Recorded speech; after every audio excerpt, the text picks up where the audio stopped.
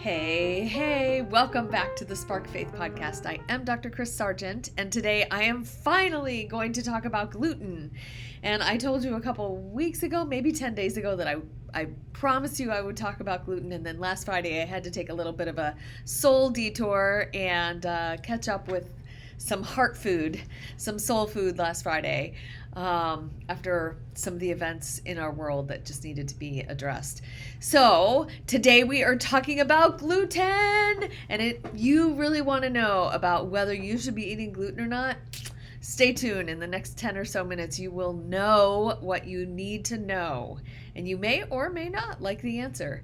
So first of all, take a screenshot if you're watching on your phone, share it to your social media, let your friends know that I exist, and keep the comments coming.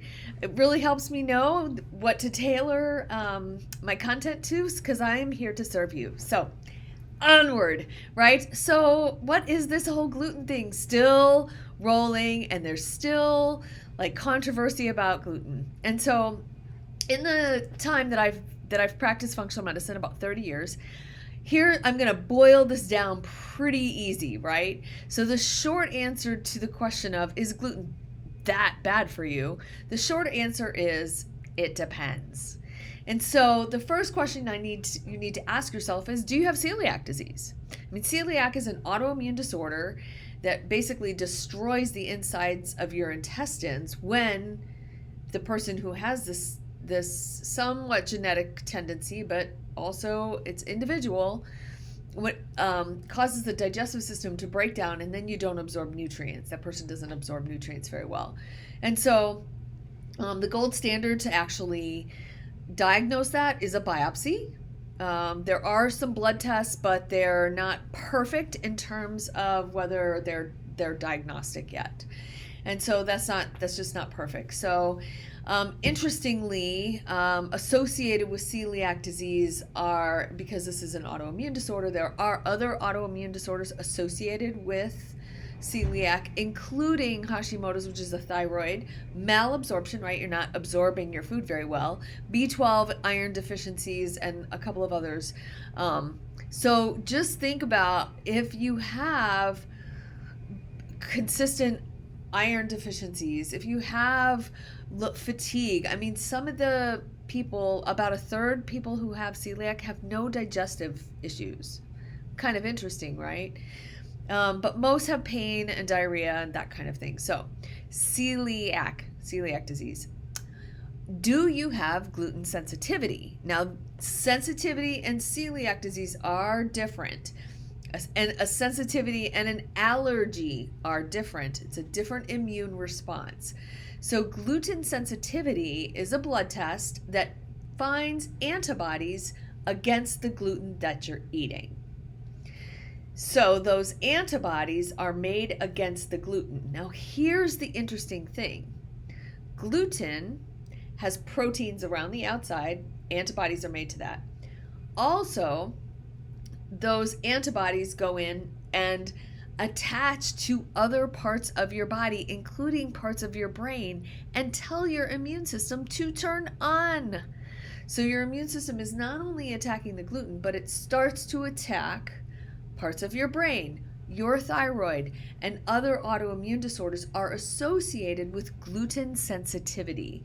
You can have all kinds of symptoms when you have gluten sensitivity, from irritable bowel to brain fog, headaches, neurological symptoms like pins and needles, tingling, kind of weird, unusual kinds of things, tremors, vertigo like dizziness, anxiety, depression, fatigue, muscle ache and pain. Like the number of symptoms of gluten sensitivity is very, very long. So it's important to get tested. It's important to understand. And it's also important to go off of gluten for a certain amount of time. I'm going to talk about that at the end of this, in order to calm your immune system down. I will explain that. Do you have any other autoimmune disorder or symptoms of autoimmune disorders, right? Roving joint pain, red hot joints, a positive ANA. You will know if you've had that test done and your doctor says, well, your ANA is positive, but nothing else came back. It takes up to 10 years to actually diagnose an autoimmune disorder.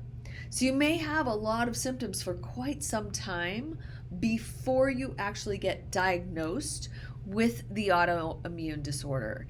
Taking gluten out of your regular diet for 90 days, and I'm going to talk about that in just a minute, at least 90 days, in order to really start to calm your immune system down and get all of those antibodies out of your system.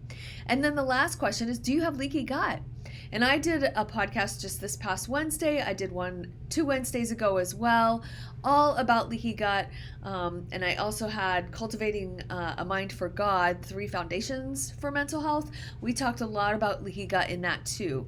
So leaky gut is a big deal because anytime your digestive tract starts to turn into a leaky bucket, things are getting into your immune system that don't belong there, including gluten. And so it can be other things, yes, but gluten is one of the more offensive molecules for our body right now. And there are a host of reasons for that, right? From GMO to the pesticides that we spray on it. There's just the issues with our wheat and gluten this day and age are numerous, and particularly in this country, in the United States. Less in other countries. That is definitely a topic for another day. But what you need to know is that staying off gluten isn't just a week exercise, a 1-week exercise. This is a 90-day thing. And you need to stay really clean for that. And you need to have a gut healing solution and a gut healing protocol while you are off the gluten so that your gut can actually heal and your immune system can heal. Because this is a gut and immune system issue. And I've said to you before, like, the immune system, like 60 to 80% of your immune system is in the lining of your gut, right? That's to catch all the bad things that come down the pipe, literally, so that it doesn't cause problems in your system.